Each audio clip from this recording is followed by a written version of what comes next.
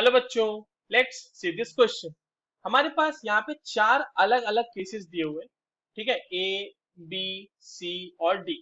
और ये पूछा जा रहा है कि minimum and maximum IP would be of. Maximum IP या मिनिमम आईपी किसके लिए होगा? आईपी मतलब आयनाइजेशन पोटेंशियल। चलिए इस क्वेश्चन को सॉल्व करते हैं बच्चों। सबसे पहले तो ये देखते हैं कि इस क्वेश्चन को सॉल्व करने के लिए हमारे पास कौन से की कॉन्सेप्ट की जानकारी होनी चाहिए। तो देखिए, ये जो सवाल है हमारे पास बच्चों, ये बेसिकली हमारे पास आयोनाइजेशन एनर्जी का सवाल है, या फिर आयोनाइजेशन पोटेंशियल आप बोल लीजिए उसको। आयोनाइजेशन पोटेंशियल या आयोनाइजेशन एनर्जी।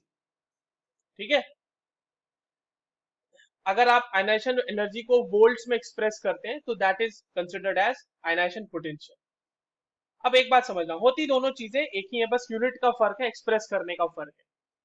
समझिए, आयनाइजेशन एनर्जी क्या है?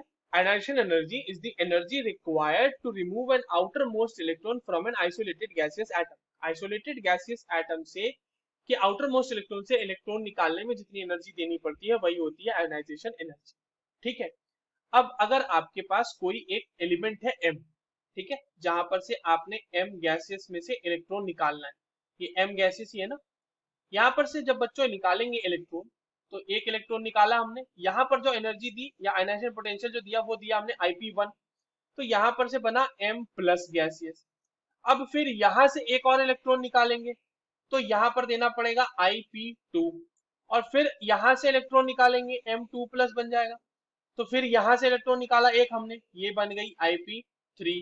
फिर यहाँ से इलेक्ट्रॉन निकाला एक और हमने, तो ये हो गया M3 प्लस। ठीक है, तो हमने ये देखा कि देखो, M से M प्लस बनाने के लिए Ip1 दिया, M प्लस से M2 प्लस बनाने के लिए Ip2 दिया, और M2 प्लस से M3 प्लस बनाने के लिए Ip3 दिया।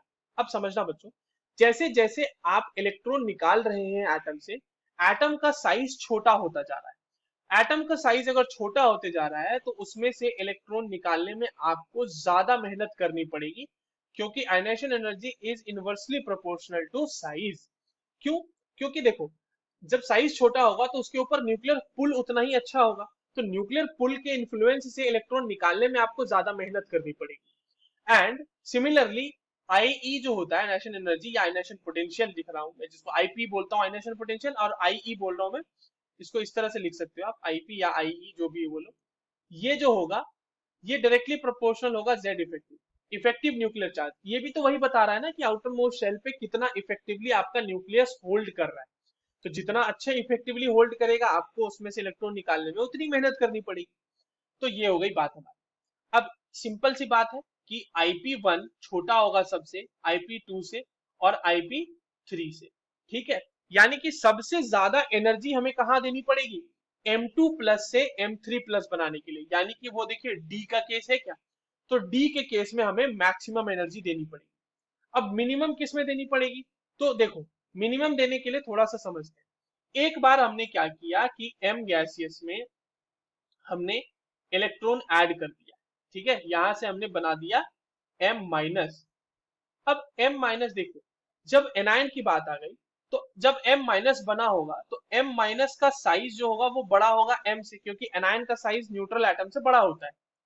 और जैसे ही साइज बढ़ा होगा या फिर जैसे नंबर ऑफ इलेक्ट्रॉन्स बढ़ गए होंगे, वैसे ही जेड इफेक्टिव भी क्या हो गया होगा? कम हो गया होगा, क्योंकि नंबर ऑफ इलेक्ट्रॉन्स बढ़ गए ना। तो जेड इफेक्टिव कम हो गया होगा, तो आईपी क्या हो गया होगा? कम हो जाएगा ना उसके लिए। तो इसीलिए सबसे कम एनर्जी जो होगी बच्चों, वो हमें एम माइनस से एम बनाने में देनी पड़ेगी। ठीक है, तो मिनिमम एनर्जी ए के लिए रिक्वायर्ड होगी और मैक्सिमम एनर्जी डी के लिए रिक्वायर्ड होगी। So the correct answer for this question will be option 1। I hope you understood this well. All the very best.